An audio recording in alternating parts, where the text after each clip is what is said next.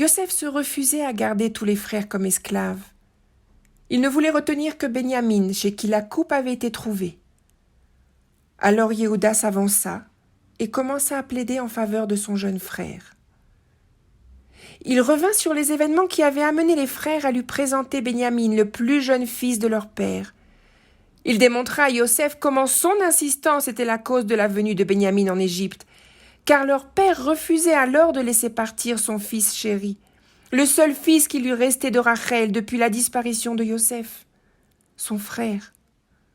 Comment pourrait-il à présent se présenter devant leur vieux père sans Benyamin, alors que sa vie est attachée à la sienne, et lorsqu'il verra que l'enfant n'est pas là, il en mourra. Yehuda expliqua à Yosef qu'il s'était porté garant de son frère devant son père et qu'il préférait rester comme esclave à la place du garçon afin que celui-ci remonte en Canaan avec ses frères. En entendant cela, Yosef ne put se contenir plus longtemps, et après avoir fait sortir tous ses serviteurs, il se dévoila à ses frères en pleurant. « Je suis Yosef. Mon père vit-il encore ?» Bouleversés, effrayés, ses frères ne purent répondre. Réalisant leur embarras, Yosef continua à leur parler avec bienveillance, afin de les rassurer qu'il ne leur gardait pas rancune. « Je suis Yosef, votre frère que vous avez vendu aux Égyptiens, et maintenant ne vous affligez pas, ne soyez pas irrités contre vous-même de m'avoir vendu dans ce pays, car c'est pour vous assurer une subsistance que Dieu m'y a envoyé avant vous. Ce n'est pas vous qui m'avez fait venir ici, c'est Dieu. Et il m'a fait devenir comme le père du Pharaon, le maître de toute sa maison et le gouverneur de tout le pays d'Égypte. » Il leur demanda alors de se dépêcher de retourner auprès de leur père Yaakov, afin de lui annoncer qu'ils avaient retrouvé Yosef, son fils perdu. Que celui-ci, devenu maître de l'Égypte, lui demandait de venir auprès de lui avec toute sa maison et tout ce qui lui appartient. Et cela afin de pouvoir prendre soin de lui pendant les 5 prochaines années de famine qui se préparaient. Car il était resté le même Yosef que son père avait connu et aimé. Yosef embrassa Benyamin, son frère, en pleurant, et Benyamin pleura également.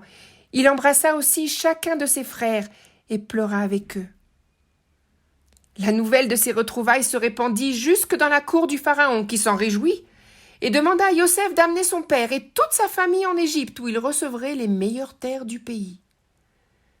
C'est donc chargé de cadeaux et des meilleurs produits d'Égypte que Yosef les laissa partir pour apporter rapidement la bonne nouvelle à son père. Mais le cœur de Yaakov se figea en l'apprenant. Il avait peine à croire que son fils bien-aimé Yosef était toujours en vie.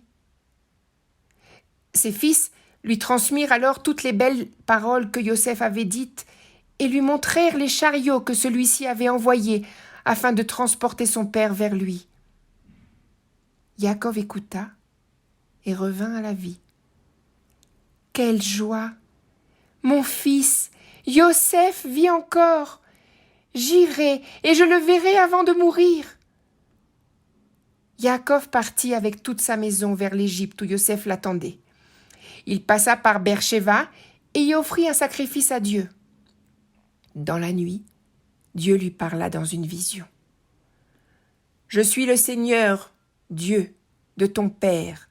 Ne crains pas de descendre en Égypte, car je t'y ferai devenir une grande nation. Moi-même je descendrai avec toi en Égypte, et moi-même aussi je t'en ferai remonter. Et c'est Yosef qui te fermera les yeux. » Yaakov et toute sa descendance, ses fils et les fils de ses fils reprirent le chemin dans les voitures envoyées par Pharaon pour l'amener en Égypte. Et c'est au nombre de 70 que la maison de Yaakov se retrouva en Égypte. Mais avant leur arrivée, Yaakov avait envoyé son fils Yehuda vers Yosef afin de préparer leur entrée à Goshen, la terre la plus fertile de l'Égypte. Quand Yosef apprit que son père approchait, il attela lui-même son char et partit rapidement à sa rencontre. Quand ils se retrouvèrent, Yosef embrassa son père et pleura longtemps dans ses bras.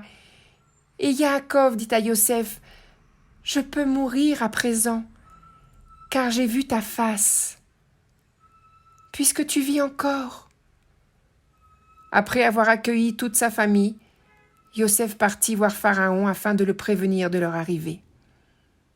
Il les lui présenta comme des éleveurs de bétail, bergers de père en fils. Pharaon sut les accueillir.